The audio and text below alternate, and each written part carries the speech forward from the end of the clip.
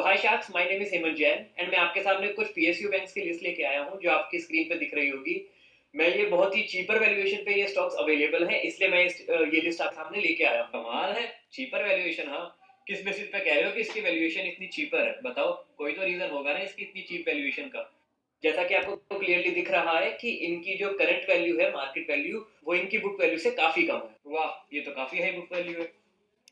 Book value, so company की value कई तरीकों से निकाली जा सकती है। कंपनी का प्राइस में मार्केट में कंपनी की डिमांड क्या है उस बेसिस पे मार्केट वैल्यू निकाली जाती है। तो बुक वैल्यू होती है कि कंपनी के पास जितने भी टोटल एसेट्स है ना, फॉर एग्जांपल कंपनी के पास लैंड हो सकता है, मशीनरी हो सकती है, ढेर सारे कंप्यूटर्स हो सकते हैं और भी बहुत सारी चीजें हो सकती हैं। तो उन सारी, और कैश भी हो सकता है, तो उन सब वैल्यूज का समेशन माइनस जितनी भी लाइबिलिटीज होती है, मतलब कंपनी को किसी और को जितना भी लोन देना होता है, वो सब अमाउंट माइनस करने के बाद जो वैल्यू बचती है उसको हम प्यार से कहते हैं बुक वैल्यू।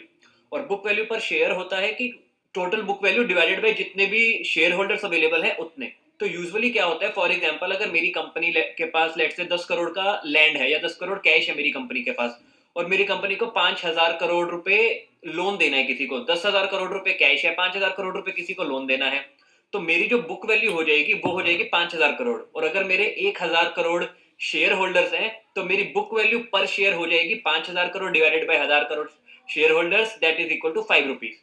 तो यहाँ पे बुक वैल्यू ज्यादा होने का मतलब होता है कि कंपनी को कुछ हो गया तो हमें कंपनी के करंट प्राइस से काफी ज्यादा पैसा हमारे बैंक अकाउंट में आएगा। यार ये बताओ, मार्केट प्राइस बुक वैल्यू से इतना कम क्यों है आखिर? पास में कुछ तो हुआ होगा ना ऐसा।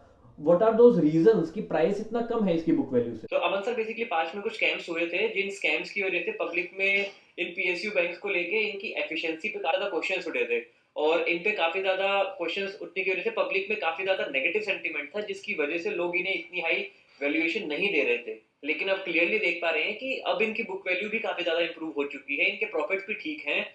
तो अब चीजें काफी ज्यादा बेटर हो चुकी हैं। एंड उतना फियर और उतना ग्रीड का जो ये माहौल है, जितना फियर का ये माहौल है, वो बहुत ज्यादा टाइम तक नहीं टिकना चाहिए और इन बैंक्स को अपनी फेयर वैल्यूएशन तक जाना चाहिए। चलो यार देखो, सीधी सीधी बात करते हैं, फियर और ग्रीड से तो मेरे को कुछ करना है नहीं। मार्केट के शॉर्ट टर्म बियरिश या बुलिश हो जाने से कंपनी अपना धंधा तो बंद कर नहीं देगी।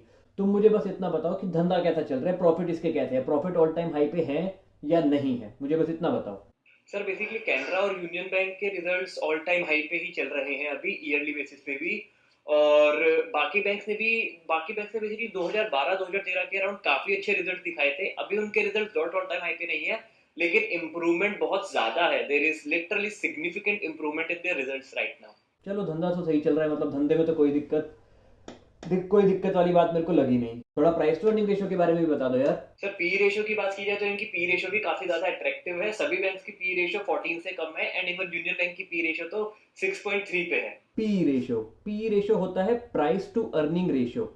इसका मतलब होता है कि अगर कोई कंपनी मेरे को साल का 1 रुपया कमा के दे रही है, तो वो कंपनी कितने रुपए में बिक रही है, कितने रुपए में उस कंपनी की वैल्यूएशन लगाई जा रही है। For example a P ratio of 10, इसका मतलब होता है कि कंपनी साल का मेरे को 1 रुपया कमा के दे रही है लेकिन वो 10 रुपए में बिक रही है। On the other hand a P ratio of 100 means company मेरे को साल का 1 रुपया ही कमा के दे रही है लेकिन वो कंपनी बिक रही है 100 रुपए में। तो इसीलिए अपने पोर्टफोलियो में पी रेशियो के थोड़ी कम पी रेशियो के स्टॉक्स आप रखोगे तो लॉन्ग टर्म में आप काफी बेटर वेल्थ क्रिएट कर सकते हो। तो इसीलिए आईआरसीटीसी जैसे या कोई भी स्टॉक बहुत ज्यादा, अगर स्पेशली अगर 100 से ऊपर कोई स्टॉक्स पी रेशियो क्रॉस कर दे तो थोड़ा सा वहां उस केस में संभल के रहना चाहिए। जैसे ये बैंक्स, इनकी पी रेशियो काफी अच्छी है, तो लेट्स सी हम इसमें क्या डिसाइड करते हैं। कमाल है। अब थोड़े एनपीएस के बारे में भी बताओ कि इनके एनपीएस की क्या सिचुएशन है। सर, सभी के एनपीएस अभी लेस देन 3% है। नेट एनपीएस की बात करो, मैं नेट एनपीएस सभी के लेस देन 3% पे है। ठीक है यार, देखो मैंने तो अपना डिसीजन बना लिया है। एनपीए 3% से कुछ खास होता है नहीं, कंपनी मैनेज कर लेगी। जब सारी चीज़ें इतनी अच्छी चल रही है और बुक वैल्यू, यार मुझे इतनी अच्छी बुक वैल्यू बहुत ज़्यादा पसंद आई है, तो आराम से धंधा किया जा सकता है। तो यार मैं तो देखो इन हूँ भाई। अब इतनी अच्छी वैल्यूएशन पे बैंक्स मिलेंगे तो मैं तो इन होऊंगा ही। मैं आउट क्यों होऊंगा? मेरे पास आउट होने का कोई भी रीजन नहीं है, सो आई एम ऑल्सो इन। भाई कमाल है, मजा ही आ गया। मैं तो इन्वेस्ट करने को रेडी हूँ, तो मैं भी इन हूँ आपकी इस अपॉर्चुनिटी में।